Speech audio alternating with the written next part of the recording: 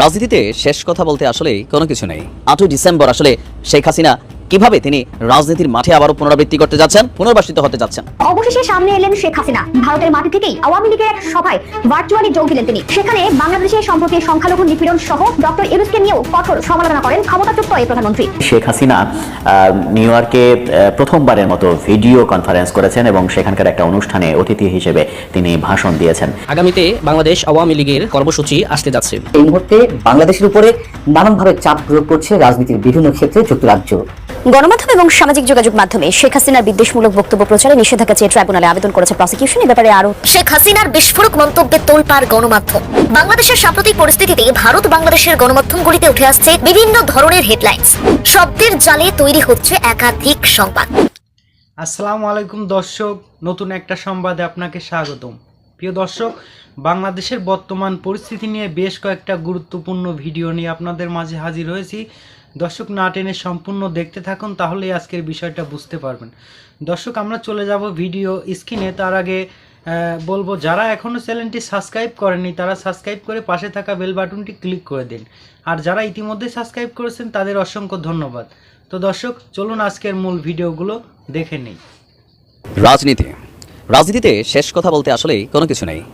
বাংলাদেশ আওয়ামী লীগ তাদের রাজনৈতিক মাঠে ফিরে আসার জন্য নানান ফন্দি ফিকির বা দেশে থাকা যে নেতাকর্মীরা আছে তাদেরকে মানসিকভাবে উজ্জীবিত করার জন্য একের পর এক কর্মকাণ্ড কিন্তু চালিয়ে যাচ্ছে। তো কিছু কিছু ক্ষেত্রে সফল হচ্ছেন, এটা বলাই বাহুল্য। কারণ শেখ হাসিনা ইস্যুতে এই যে জাতীয় সরকার, জাতীয় ঐক্য, সকল কিছুর পুলে একটা জিনিস কিন্তু এটা হচ্ছে শেখ হাসিনা। তার বদলতেই বাকি রাজনৈতিক দলগুলো তারা কিন্তু একাট্টা হচ্ছে। কিন্তু এত কিছু করে শেখ হাসিনাকে কি রুখে দেওয়া যাচ্ছে? দর্শক, ব্রিটেন থেকে চাঞ্চল্যকর তথ্য এসেছে। আর এই চাঞ্চল্যকর তথ্য নিয়ে আমাদের সরকারও অলরেডি ব্রিটেনের সাথে কমিউনিকেশন করছে। অনেকে আশ্চর্য হয়ে যাচ্ছেন, 8ই ডিসেম্বর আসলে শেখ হাসিনা কিভাবে তিনি রাজনীতির মাঠে আবারও পুনরাবৃত্তি করতে যাচ্ছেন, পুনর্বাসিত হতে যাচ্ছেন। ভারতের সঙ্গে টানাপোড়েনের মধ্যে নতুন অস্বস্তি নাম হচ্ছে এই মুহূর্তে ব্রিটেন। ব্রিটিশ পার্লামেন্টে বাংলাদেশের সংখ্যালঘুদের সুরক্ষা, অন্তর্বর্তী সরকারের কার্যক্রম নিয়ে যে প্রশ্ন উত্থাপিত হয়েছে তা নিয়ে আজকে আমাদের সরকারের পক্ষ থেকে ব্রিটেনের যিনি কূটনীতিক আছেন তার সাথে কথা বলেছেন। তো এর মাঝখানেই আরও চাঞ্চল্যকর সমস্যায় আমরা বলতে পারি, লন্ডনে একটি বড় সড়ো সমাবেশের প্রস্তুতি নিচ্ছে বাংলাদেশ আওয়ামী লীগ, মানে লন্ডন শাখা আওয়ামী লীগ। আগামী 8ই ডিসেম্বর একটা মহা সমাবেশ হবে, যেখানে হাজারো নেতাকর্মী যারা ইউরোপ আমেরিকার বিভিন্ন দেশে আছেন তারা সেই প্রোগ্রামে উপস্থিতি মেকশিওর করবে। বলা হচ্ছে অনুষ্ঠানের আয়োজক হচ্ছে যুক্তরাজ্য আওয়ামী লীগ। শেখ হাসিনাকে প্রধানমন্ত্রী দাবি করে তারা একটা আয়োজনের পোস্টারও করেছে, যেখানে প্রধান অতিথি হিসাবে হাসিনা বক্তব্য রাখবেন বলে প্রচারও চালাচ্ছে। যদিও আপনার এই মুহূর্তে ভারতে অবস্থান করছেন, আজকে 5ই ডিসেম্বর আনটিল নাও তিনি ভারতে আছেন বলে মেকশিওর করা হচ্ছে। কূটনৈতিক সূত্রটি বলছে ওই সমাবেশে বেসিক্যালি শেখ হাসিনা সশরীরে উপস্থিত থাকবেন না, কিন্তু ভার্চুয়ালি তিনি সেই প্রোগ্রামে বক্তব্য দিবেন। আবার কেউ কেউ বলছেন যে শেষ পর্যন্ত সমাবেশটি করার জন্য যুক্তরাজ্য সরকার এই অনুমতিটা দেবে কিনা বা আদৌ তিনি বক্তৃতা করবেন কিনা। ওই আয়োজনের ভেন্যু হিসেবে আপাতত ইস্ট লন্ডনের ইমপ্রেশন হল নামক একটা জায়গা আছে, সেটাকে ঠিক করা হয়েছে। সেই সমাবেশ থেকে প্রবাসী সরকার গঠনেরও চেষ্টা করা হতে পারে বলে আয়োজকরা জানিয়েছে। সেগুনবাগিচার দায়িত্বশীল সূত্র বলছে, উপর উল্লেখিত বিষয়াদি বিবেচনায় নিয়ে ঢাকায় নিযুক্ত ব্রিটিশ হাই কমিশনার সারাহ কুককে গতকালকে ডেকেছিলেন আমাদের পররাষ্ট্র উপদেষ্টা। সাধারণত যে কোনো বিষয়ে অসন্তোষ জানাতে রাষ্ট্রদূত বা হাই কমিশনারকে অতিরিক্ত সচিব বা মহাপরিচালক পর্যায়ে দেখা হয়, কিন্তু ব্রিটেন যেহেতু শুরু থেকেই অন্তর্বর্তী সরকারকে সাপোর্ট দিয়ে আসছে, তাই স্পর্শকাতর বিষয়গুলো নিয়ে উপদেষ্টা নিজেই রাষ্ট্রদূতকে ডেকে কথা বলেছেন। তাই দূতকে তলব নয় বরং উপদেষ্টা কথা বলার আগ্রহ ব্যক্ত করেছেন মর্মে আমন্ত্রণ জানানো হয়েছিল। হাই কমিশনার সারাহ কুকের সঙ্গে বিদায়ের পর উপদেষ্টা মিস্টার হোসেন গণমাধ্যমকে ব্রিফ করেন। সেখানে তিনি কোনো প্রশ্ন নেবেন না বলে আগেই ঘোষণা দিয়ে বলেন, আমি কেবল স্টেটমেন্ট করব। ফলে ব্রিটেন আওয়ামী লীগের সমাবেশ নিয়ে হাই কমিশনারের সঙ্গে কি কথা হয়েছে বা আরও তিনি বিষয়টি উল্লেখ করেছেন কিনা এ নিয়ে কিন্তু আপনার কোনো রকম তথ্য তিনি দেননি।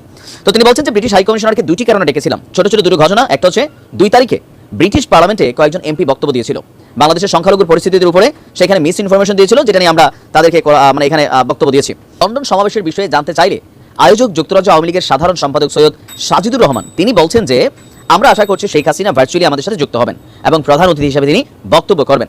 তার সঙ্গে তাদের সরাসরি কথা হয়েছে কিনা, কিভাবে আমন্ত্রণ জানানো হলো, তিনি বলছেন যে বিভিন্ন মারফতে যোগাযোগ হয়েছে। আর ওই সমাবেশের জন্য ব্রিটিশ সরকারকে আসলে অনুমতি দিয়েছে। তো এই নেতার বক্তব্য হচ্ছে, হলরুমে অনুষ্ঠানের অনুমতি লাগে না, কেবলমাত্র 10 ডাউনিং স্ট্রিট এবং পার্লামেন্টের সামনে অনুষ্ঠান করতে অনুমতি লাগে।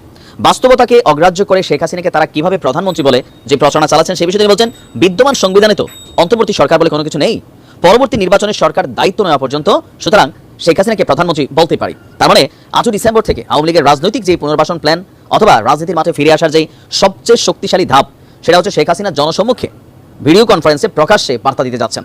এখন এটা 8 ডিসেম্বর বোঝা যাবে যে এর মাঝখানে যেহেতু বাংলাদেশ সরকার ব্রিটিশ যেই কূটনীতিক আছেন তাকে ডেকেছেন, এই বিষয়গুলো তার কনসার্ন দিয়েছেন, তাদের দেশ থেকে এটা কীভাবে আসলে ডিল করা হয় সেটা একটা ইস্যু হয়ে দাঁড়িয়েছে। আর পাশাপাশি হতেও পারে নাও হতে পারে, তবে এই ঘটনায় আওয়ামী লীগের নেতাকর্মীরা যথেষ্ট উজ্জীবিত। তারা মনে করছে যে শেখ হাসিনা বাংলাদেশে আসবেন, রাজনীতির মাঠে তিনি আবারও ফিরে আসবেন।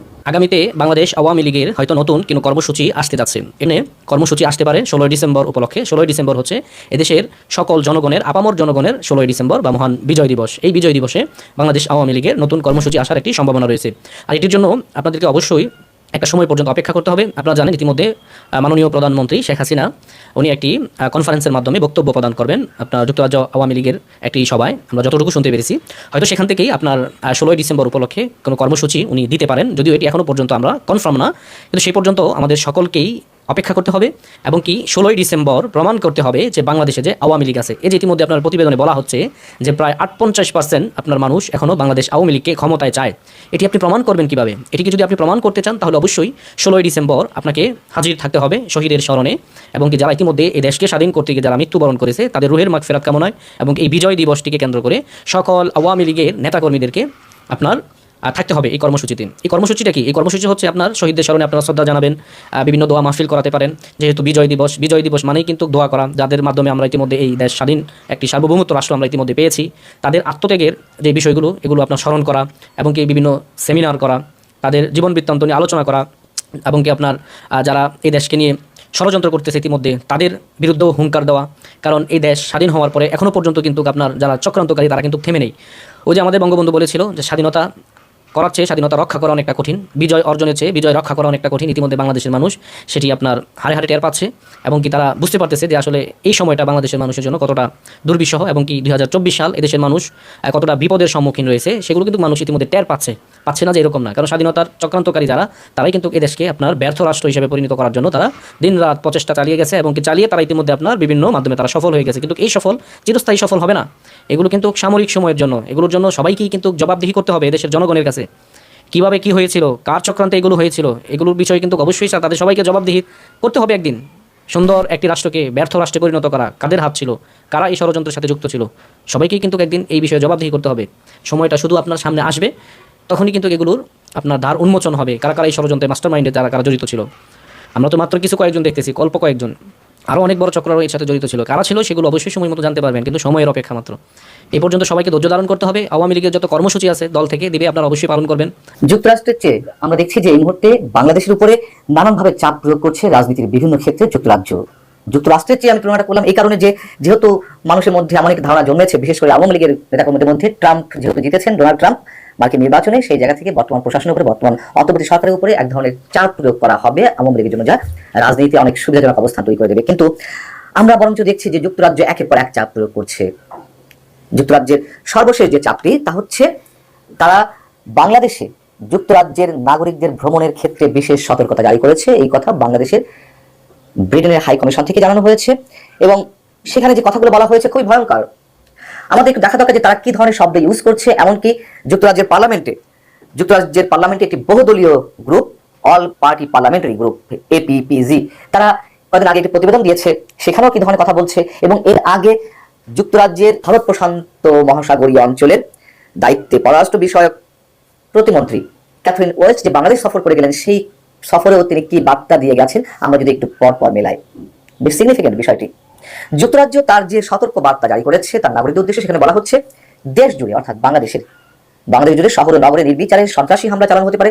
জনাকীর্ণ এলাকা, ধর্মীয় প্রতিষ্ঠান এবং রাজনৈতিক সভা সমাবেশ সহ বিভিন্ন জায়গায় এই হামলা হতে পারে। কিছু গোষ্ঠী এমন ব্যক্তিদের টার্গেট করেছে যারা ইসলাম পরিপন্থী জীবন আচরণ বা মতামত পোষণ করেন। এবার আসুন আমরা 25শে November all party parliamentary group যুক্তরাজ্যের তারা যে প্রতিবেদনটি দিয়েছে, এতে বলা হচ্ছে যে বর্তমান সরকার প্রতিশোধ নেওয়ার জন্য বিচার ব্যবস্থাকে অস্ত্রে পরিণত করেছে। আমরা যে ল্যাঙ্গুয়েজগুলো এর আগে হাসিনা সরকারের ক্ষেত্রে দেখেছিলাম, আঞ্চলিক বিভিন্ন মানবাধিকার সংস্থা সহ ইউরোপীয় ইউনিয়ন, যুক্তরাষ্ট্রের অনুসারী দেশগুলো যেসব ভাষা ব্যবহার করছিল, ঠিক একই ধরনের ভাষা যুক্তরাজ্যের এই অল পার্টি পার্লামেন্টারি গ্রুপের প্রতিবেদনে উঠে এসেছে এবং হাই কমিশনের বক্তব্যেও খানিকটা উঠে এসেছে। অল পার্টি পার্লামেন্টারি গ্রুপের প্রতিবেদনে আরও বলা হচ্ছে যে সহিংসতা ও অস্থিরতার পরও শেখ হাসিনা সরকারের পতনের অনেকের জন্য আনন্দ এবং আশার বাণী নিয়ে আসা হয়েছিল।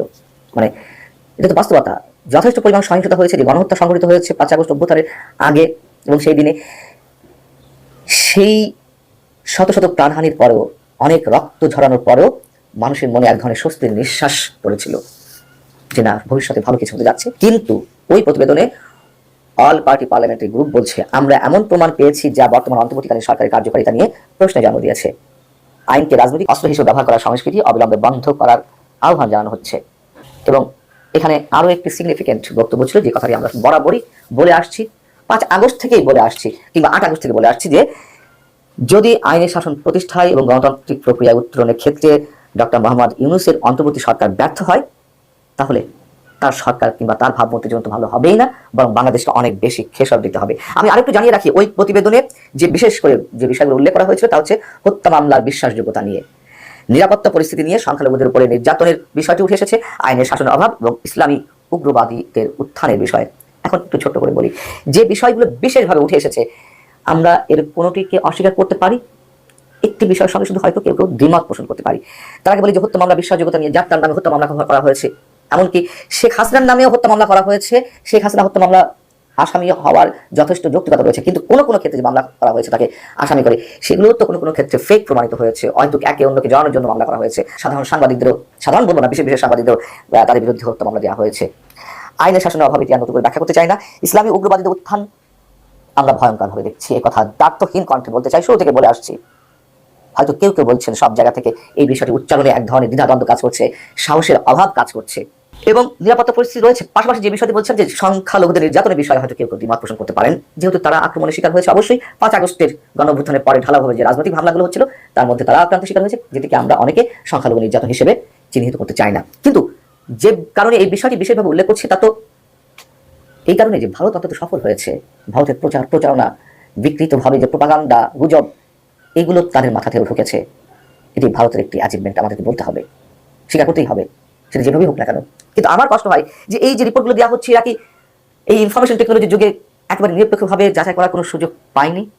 কেন এমনটি করা হচ্ছে? আর যেগুলো করা হয়েছে আমি বলছি যে সেগুলোর সাথে অন্তত আমি একমত, শুধু সংখ্যালঘু ইস্যুতে আমি বলছি। এবং এর আগে যুক্তরাজ্যের ভারত প্রশান্ত মহাসাগরীয় অঞ্চল বিষয়ক পররাষ্ট্র প্রতিমন্ত্রী ক্যাথরিন ওয়েস্ট বাংলাদেশ সফর করে গেলেন 17 নভেম্বর। সেখানে তিনি বলে গেছেন যে সব দলের অংশগ্রহণ তারা দেখতে চান রাজনীতিতে সমানভাবে, এবং নির্বাচনেও তারা সব দলের জন্য লেভেল প্লেইং ফিল্ড দেখতে চান। এই যে পরপর 3টি বিষয় উল্লেখ করলাম, এবং 3টি বিষয় খুব গুরুত্বপূর্ণ। একটি হাই কমিশনের সতর্কবার্তা, আরেকটি অল পার্টি পার্লামেন্টারি গ্রুপ তাদের একটি প্রতিবেদন, এবং ক্যাথরিন ওয়েস্টের যে মন্তব্য, এগুলো সরকার কতখানি বিবেচনা নিচ্ছে আমরা জানি না। এর মধ্যে কারো ষড়যন্ত্র আছে কিনা আমরা জানি না, যদিও সরকারের কোনো কোনো পক্ষ থেকে বলা হয়েছে অল পার্টি পার্লামেন্টারি গ্রুপ যে প্রতিবেদন দিয়েছে, ব্রিটিশ পার্লামেন্টে আওয়ামী সমর্থক বেশি, যদি হয়েও থাকে, এবং আওয়ামী লীগ এই ধরনের কথা বলছিল, আওয়ামী লীগের সময় যখন এই ধরনের প্রতিবেদন দেওয়া হচ্ছিল তখন বলা হয়েছে যে সেখানে লবিস্ট নিয়োগ করা হচ্ছে বিভিন্ন ক্ষেত্রে।